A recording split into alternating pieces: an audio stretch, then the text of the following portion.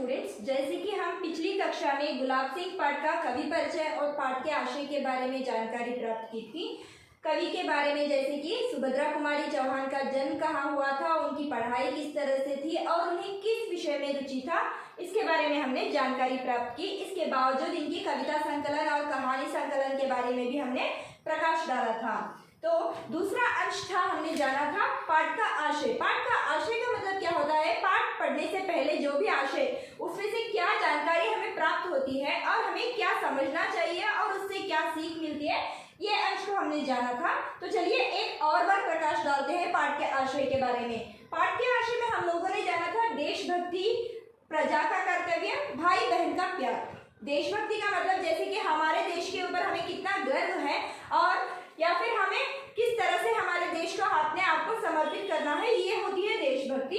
प्रजा का कर्तव्य, प्रजा का मतलब सिटीजन और कर्तव्य का मतलब होता है रिस्पॉन्सिबिलिटी। प्रजा का कर्तव्य मतलब सिटीजन होने के बावजूद उसकी रिस्पॉन्सिबिलिटी या फिर उसकी जिम्मेदारियों को किस तरह से निभाता है, इसके बारे में जानकारी यहाँ पर मिली हुई है। और भाई बहन का प्यार, तो यहाँ पे गुलाब सिंह पाठ में एक सुंदर तरह से, बहुत मनमोहक तरह से तरीके से यहाँ पे भाई बहन के प्यार को बताया गया है और विवरण दिया गया है। तो यही हुआ पाठ का आशय। तो चलिए पाठ के बारे में प्रकाश डालते हैं, पाठ से हमें क्या सीख मिलती है और किस तरह की देशभक्ति के बारे में यहाँ पे बताया गया है, जानकारी प्राप्त करेंगे।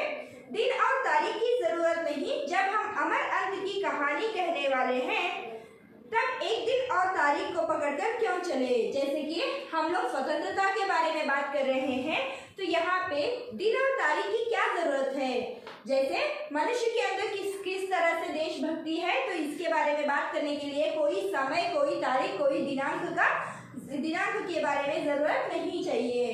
तो ऐसे ही यहाँ पे एक घर था, वहां पे एक छोटा सा परिवार था, पिता थे, माता थी, एक बहन थी और एक लड़का, भाई भी था। तो एक दिन क्या होता है, उस भाई को बुखार आ जाता है, जैसे कि उसकी तबीयत बहुत बुरी तरह से बिगड़ जाती है। तो माँ क्या करती है, तो उसका खाना पीना बिल्कुल बंद कर देती है।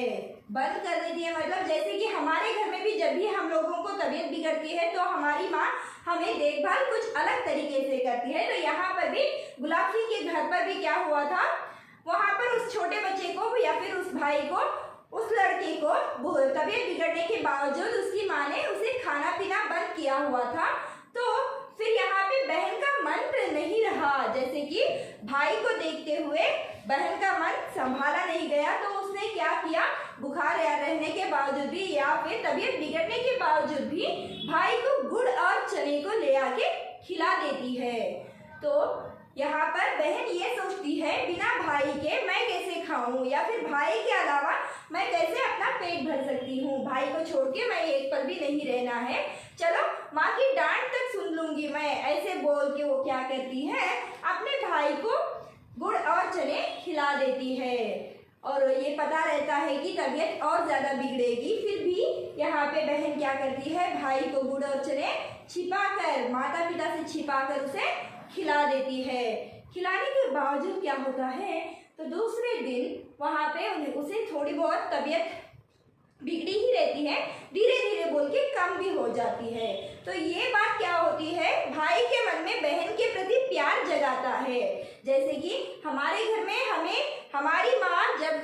हमारी माँ हमें खाने पीने के लिए रोक टोक लगाए, तो उस वक्त में कोई भी बहन आके या फिर भाई आके हमारे सपोर्ट में या फिर हमारी मदद करता है या फिर हमारी सहायता करता है, तो हमें क्या लगता है, वो हमारे बारे में बहुत ज़्यादातर ध्यान देते हैं, बहुत केयरिंग पर्सन है वो हमारे बारे में बोल के हमारे दिल में उनके लिए प्यार जागता है। तो यही काम यहाँ पर भी, इस कहानी पर भी हुआ। जैसे कि गुलाब सिंह जो वो लड़का था, वो लड़के की बहन के बारे में उस लड़के के मन में बहुत अच्छी भावना बढ़ चुकी या फिर छाप पड़ चुका, उसका प्रभाव पड़ चुका, किसी भी तरह की हालात आ जाए मेरी बहन मुझे नहीं छोड़ेगी, ऐसे बोल के यहाँ पे भाई को भरोसा मिल गया।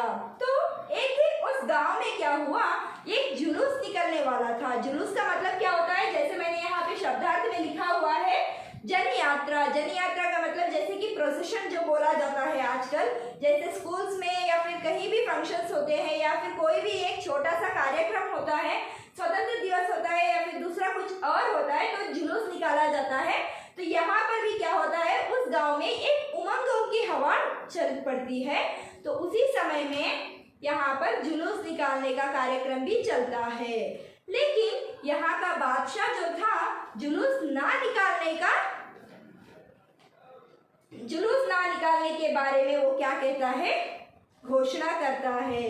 तो यहाँ पर लोग डर के मारे क्या करते हैं, एक से पीछे एक हटते रहते हैं, जैसे कोई भी जुलूस निकालने के लिए आगे नहीं बढ़ता। तो इसके बावजूद यहाँ पे भाई बहन के बीच में जो बातें चलती है, जैसे कि किस तरह से यहाँ पे भाई पूछता है कि पता नहीं ये कौन सा बादशाह है, जुलूस ना निकालने के बारे में बता रहा है। तो सारे गांव वाले डर के मारे जुलूस नहीं निकाल रहे हैं, ऐसे बोल के भाई बहन के बीच में कुछ चर्चाएं चलती हैं। इसके बावजूद क्या होता है, तो इसके बावजूद लड़का जो था उसकी तबीयत ठीक हो गई थी, तो वो क्या करता है, घर पर एक पड़ी हुई लकड़ी उठा के बहन की दुपट्टे को लेके उसी लकड़ी को बांध देता है और उसी को झंडे की तरह से वो प्रदर्शित करता है। तो उसके बावजूद वो क्या करता है, बहन को बोलता है जैसे कि मैं जुलूस लेके निकलूंगा, तुम मेरे पीछे पीछे आना, ऐसे बोलता है। बोलने के बावजूद बहन भी बोलती है चलो भैया मैं भी पीछे पीछे आऊंगी। फिर भी भाई सोच कर बताता है नहीं मैं जाकर आऊंगा। ऐसे बोलने के बावजूद जैसे राजा महाराजाओं के काल में जब राजा युद्ध के लिए निकलते थे, उस वक्त क्या करती थी रानियां या फिर महारानी क्या करती थी, माथे पे तिलक लगाकर, रोली का तिलक लगाकर उसे आरती उतार के सर पे चावल को बिखराती थी। तो इसी की तरह से यहाँ पर भी बहन ने क्या किया, अपने भाई को रोली का तिलक लगाया और उसकी आरती उतारी, और उसके बावजूद उसके सर पे चावल को बिखराने के बावजूद उसने खुशी खुशी से अपने भाई को जुलूस के लिए जाने के लिए विदा किया। तो चलिए आज का पाठ यहीं पे समाप्त होता है, जो अगला भाग है कल देखेंगे। धन्यवाद।